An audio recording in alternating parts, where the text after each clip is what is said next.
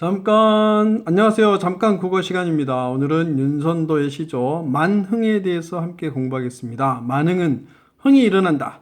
저절로 흥이 일어난다. 뭐 그런 뜻입니다. 윤선도는 조선 중기 문신이고요. 당쟁으로 유배를 인생 중에서 굉장히 많이 가신 분이에요. 또 시조의 대가고 정철은 가사, 윤선도는 시조해서 두 분이 조선시대 시가문학에서 쌍벽을 이뤘죠. 자, 이제 본문을 보겠습니다. 제 1수 봅니다. 산수관 바위 아래 띠집을 짓노라 하니, 짓는다고 하니, 지으려고 하니, 그러니까 산수관 바위 아래는 자연이죠. 자연에서 띠집, 띠라는 말은 어떤 거 벽과의 여러 해살이 풀이 되는데요. 억새나 키가 큰 풀을 의미하기도 합니다. 그러니까 띠집이라는 말은 어떤 소박한 삶을 추구하는 거죠.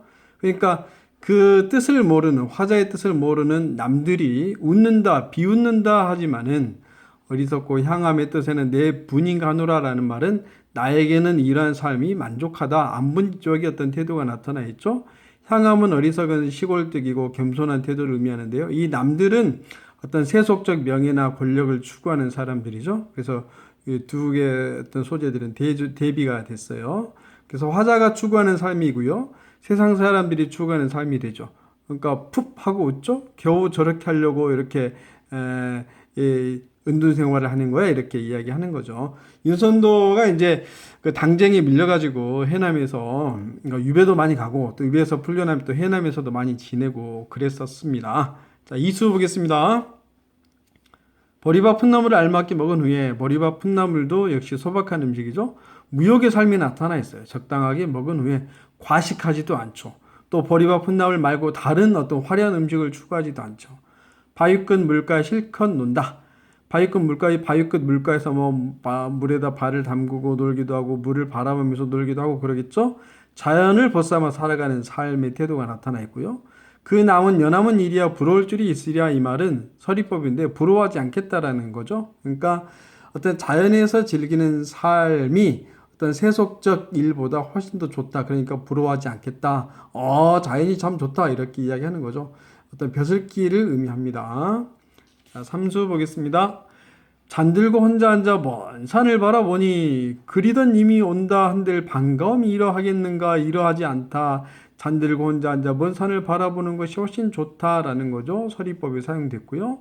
그러니까 자연에서의 삶이 님과 어떤 거 지내는 삶보다 훨씬 더 좋다. 비교가 사용됐고요.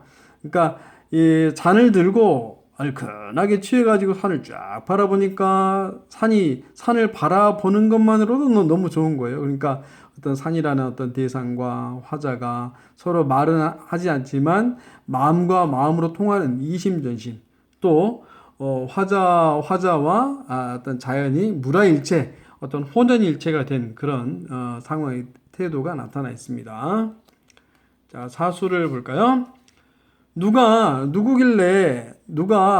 삼공도곤 낫다 하더니 만승이 이만하겠는가. 그러니까 이제 삼공은 삼정승, 영의정, 좌의정, 우의정, 영의정은 오늘날의 국무총리 정도 되겠죠. 만승이 이만하겠는가. 만승은 일만승의 수레. 그러니까 중국의 천자를 의미합니다. 그러니까 누가 자연에서 사는 삶이 삼정승보다 낫다고 했는데 화자가 생각하기에는 천자의 삶이 이만하겠는가라고 이야기하는 거죠. 그러니까 서리법이 또 사용됐는데 자연에서의 삶이 삼공이나 만승의 어떤 그런 삶보다 더 낫다라고 이야기하는 거죠. 실제로는 이렇게 말하기 힘들겠죠. 조선시대 이제 중앙 정치에서 밀려난 또는 그 중앙 정치의 회의를 느낀 선비들이 은둔 생활을 하면서 자연의 삶을 추구하는 과정에서 이렇게 됐죠. 이제로 헤어든 이제 생각해 보니까 중국의 인물인 소부와 허유가 야같더라 영리했다. 그러니까 중국의 은둔하면서 살아가는 선비가 이제 소부 허유라는 인물이 있는데요. 이 사람들이 이 자연에서의 삶을 추구했는데 지금 생각해 보니까 얘네들이 훨씬 똑똑했다. 괜히 벼슬 안 하고 자연에서 숨어 사는 것이 훨씬 더 좋았다라고 이야기하는 거예요. 아마도 임천한흥을 비길 곳이 없애라라고 이야기하는데 임천한흥은 자연에서 지내는 한가로운 흥취를 의미하죠. 한가로운 흥취. 자연에서 지내는 즐거움이 삼공이나 만승보다 훨씬 낫다. 대조가 사용되고요. 난 자연이 제일 좋아 라고 이야기하고 있는 거예요. 오수 나의 천성이 게으르더니 하늘이 알아가지고 인간 만사를 한 일도 아니 맡겨서, 그러니까 벼슬을 맡기지 않아서 다만 다툴 사람이 없는 강산, 즉 당쟁이 없는 자연을 의미하는 거죠. 지키라 하시도다. 그러니까 내 화자의 어떤 분수와 처지를 받아들이는 태도, 즉 자연에 귀의하는 모습이 나타나 있어요. 그러니까 이 화자가 하늘을 쳐다보면서 자연을 잘 지킬게요 이렇게 이야기하는 거죠. 자연에 귀의하는 태도가 나타나 있습니다.